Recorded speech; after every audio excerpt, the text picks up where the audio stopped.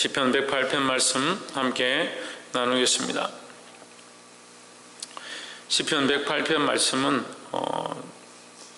이 태반이 다른 시편의 말씀과 중복이 됩니다. 그래서 시편 108편은 다른 시의 이 다윗의 시인데 다윗이 이 시를 기록할 때에 그 시들을 원래 찬양을 부르니까 그 시로 찬양했던 것들을 다시 반복해서 하게 되었던 것이라고 볼 수도 있고, 또 이쪽 시와 다른 시를 이렇게 조합해서 또 좀 새롭게 시를 만들었을 수도 있다. 그렇게 생각해 볼 수 있습니다. 그래서 시편 우리가 지금 108편의 7절을 보면 하나님이 그 거룩하심으로 말씀하시되 내가 뒤놀리라 내가 책임을 나누며 죽고 골짜기를 청량하리라 이 말씀부터 해가지고 길앗이 내 것이요 므낫세도 내 것이고 에브라임도 내 것이고 이렇게 하는 이 말씀이 시편 60편 말씀과 똑같습니다. 글자 토시도 안 틀리고 똑같이, 그래서 말씀을 제가 이렇게 준비를 하는데 분명히 이거 한번 이 말씀을 전했었는데 어떻게 다시 여기 있느냐 보니까 이 말씀은 이제 시편 60편의 말씀을 가져온 말씀이다. 1절 한번 봅시다. 하나님이여 내 마음을 정하여 사오니 내가 노래하며 내 심령으로 찬양하리로다 했습니다.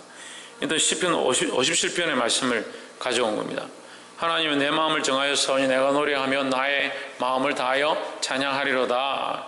우리는 하나님을 찬양하는 것에 뭘 정해야 되냐? 마음을 정해야 한다라는 거죠.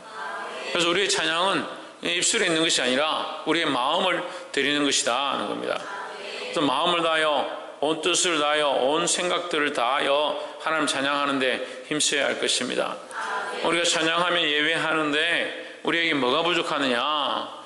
기교가 부족한 것이 아니고 음악이 부족한 것이 아니고 다른 어떠한 문화적인 가치들이나 어떤 음향적인 것이나 기교 그런 것들이 부족한 것이 아니라 우리의 심령을 다하지 않는 것이 부족한 것이다 라는 겁니다. 하나님 뭘 보신다? 우리의 마음 중심을 보신다는 거죠. 홍주는 뭘 본다? 우리 마음 중심을 본다. 지금 우리가 무슨 생각을 하고 있는지, 어떤 마음으로 나아가고 있는지, 그래서 우리 마음을 다하여 하나님을 찬양하는, 그 하나님을 예배하는, 그 하나님 앞에 기도하는 저와 여러분 되기를 주의 이름으로 축복합니다. 옆에서 한번 보십시오. 마음을 다하여 하나님 앞에 예배합시다. 2절에 비파야 수구마 깰지어다 내가 새벽을 깨우리로다 했습니다. 비파야 너도 하나님을 찬양하라. 수구마 너도 하나님을 찬양하라. 내가 새벽을 깨운다는 것은 아침부터 일어나서 하나님을 찬양하는 삶을 살아가겠다, 하루 종일 주님만 높이며 살겠다라는 그 모양을 얘기하는 것입니다. 그래서 우리의 찬양은 잠깐 하나님을 찬양한다라고 고백하고 끝나는 것이 아니라 우리의 일상이, 우리의 삶이, 우리의 인생이 전부 하나님을 높이는 시간들이 되어야 한다라는 거죠. 그렇게 하기 위하여 특별히 무엇을 드려야 한다? 우리의 마음 중심을 드려야 한다라는 겁니다. 3절에 여호와여 내가 만민 중에서 주께 감사하고 열방 중에서 주를 찬양하오리니 했습니다. 만민 중에서 주께 감사하고 문나라 중에서 주를 찬양한다는 것은 만민이 하나님을 찬양하지 않고 문나라들이 하나님을 찬양하지 아니할지라도 나는 하나님을 찬양하겠다라는 거죠.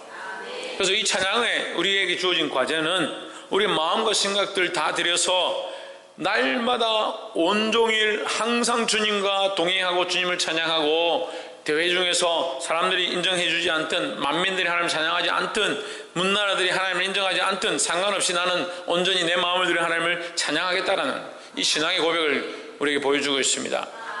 다윗이 이런 신앙의 고백들을 하나님께 드렸기 때문에 그 찬양을 하나님 기뻐 받으셨던 것처럼 오늘도 우리에게 이런 기회가 있는 거예요. 다윗을 통해서 다윗이 이런 찬양을 드렸기 때문에 우리도 이런 찬양을 드릴 때 하나님 기뻐 받으신다라는 겁니다. 이런 마음의 찬양, 심령을 드리는 찬양을 드릴 수 있는 저와 여러분 되기를 주의 이름으로 축복합니다.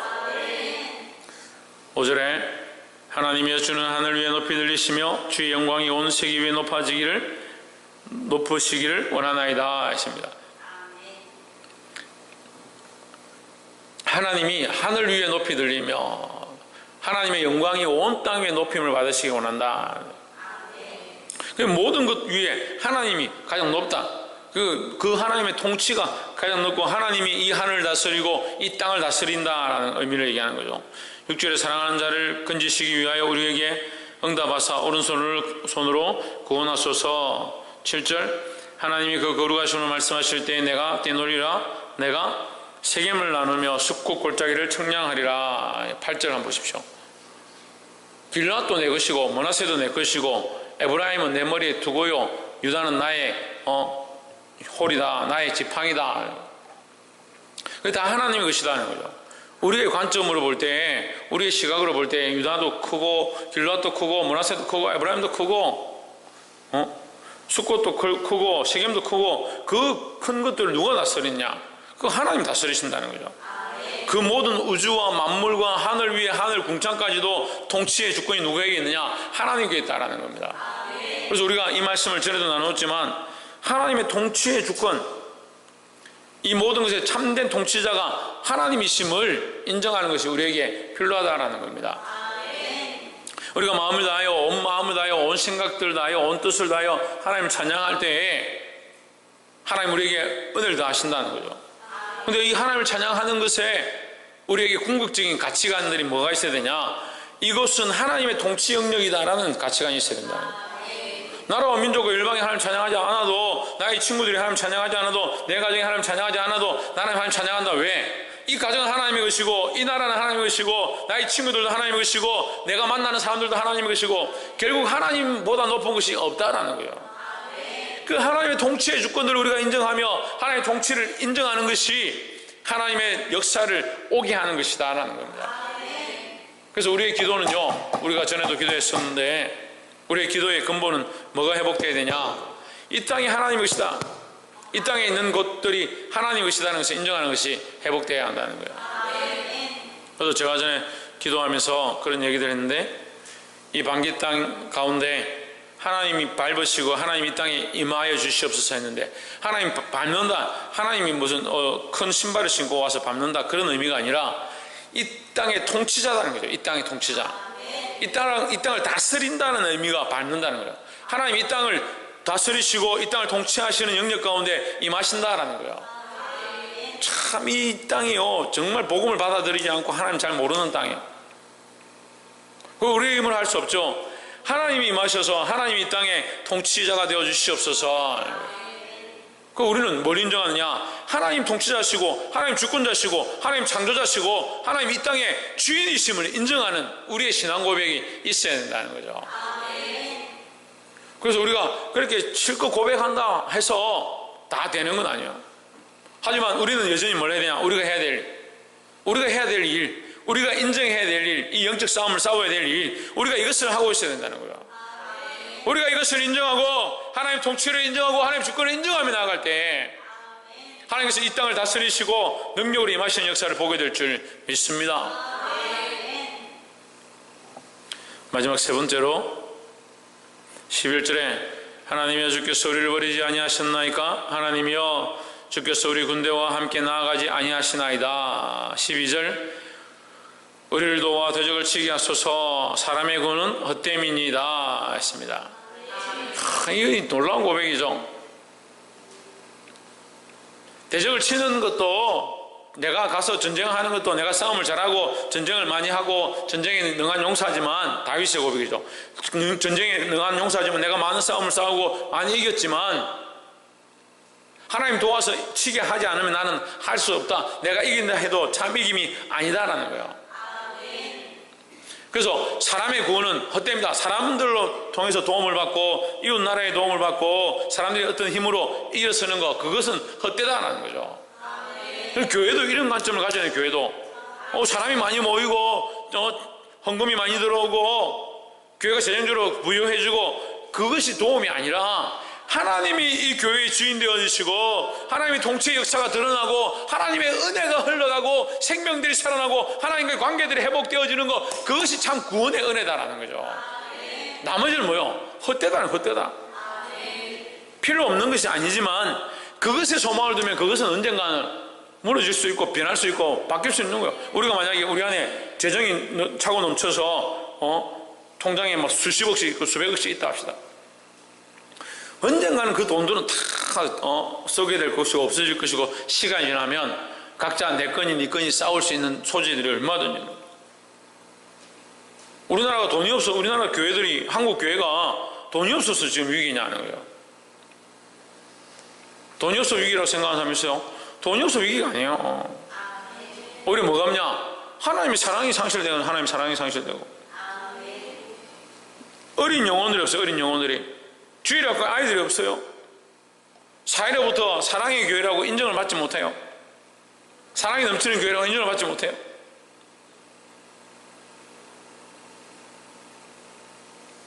그래서 사람의 구원, 사람으로부터 인정받는 거, 사람들이 잘해주는 거, 이거 소용이 없다는 거예요. 우리의 구원은 궁극적으로 누구로부터? 하나님으로부터 주어져야 한다는 거예요. 하나님 우리를 도우셔야 돼요. 이 땅에서조차도 하나님 도움이 필요하고, 하나님 나라에 갔어도 하나님의 도움이 필요하다는 거죠. 그래서 하나님께 도움을 구하는 겁니다. 하나님께 구원의 은혜를 구하는 것이다라는 거죠. 이것 또한 우리의 구원은 하나님께 있다는 걸 인정하는 것. 다시 말해서 하나님의 구원만이 완전하다. 사람의 도움과 사람의 위로와 사람의 격려는 한계가 있다는 거예요. 하나님께서 이 일들을 우리에게 허락하실 줄 믿습니다. 그래서 우리가 말씀을 정리하면 하나님을 높이고 찬양하는 데 힘써야 된다. 마음과 뜻을 다해 하나님을 찬양하고 하나님 높이고 하나님의 영광을 돌리는 것을 우리가 해야 하고, 특별히 또 하나님의 통치를 인정하는, 하나님의 통치를, 하나님이 통치하셔야 합니다. 하나님께서 주인이십니다. 하나님께서 다스리셔야 합니다. 이 통치의 주권들을 인정해야 된다. 그 하나님의 통치의 주권이 회복되고, 하나님이 이 문제들 가운데, 이 상황들 가운데, 이 여건들 가운데, 이거 할 수 없는 것들 가운데 하나님의 통치가 있으면, 그래 인간적으로 끝나는 게 아니죠. 인간적으로. 근데 참 우리가 이 정말 도찐개찐이고 정말 조금의 차이지만, 어떤 이들은 하나님을 인정해. 그 문제들 가운데 하나님을 인정, 하나님 하셔야 합니다. 하나님 도우셔야 됩니다. 하나님 구원이 필요합니다. 이렇게 하는 사람이 있고, 어떤 사람은 이거 하려면 아이고 돈이 얼마 있어야 되고, 어떤 사람이 그 사람이 좀 희생하고 자기가 좀 손해보면 되고, 그런 자꾸 방법들을 제시해. 우리가 할 거는요, 방법을 제시할 게 아니라 하나님의 이름을 높이고 하나님의 영광을 드러내고 하나님의 통치를 인정하고 하나님의 구원과 도우심이 우리에게 있어야 한다는 이것을 신앙을 고백하는 것이 우리가 해야 될 일이라는 거예요. 그런 사람들이 일어나야 교회에 문제가 해결되어지고 교회가 믿음으로 든든히 서갈 수 있는 거예요. 사랑하는 성도 여러분, 이 하나님을 인정하고 이 하나님을 찬양하고 이 하나님의 통치 주권을 믿음으로 고백하고, 특별히 하나님의 구원, 하나님의 도우심을 간절히 구할 수 있는 저와 여러분 되기를 주의 이름으로 축복합니다. 기도하겠습니다.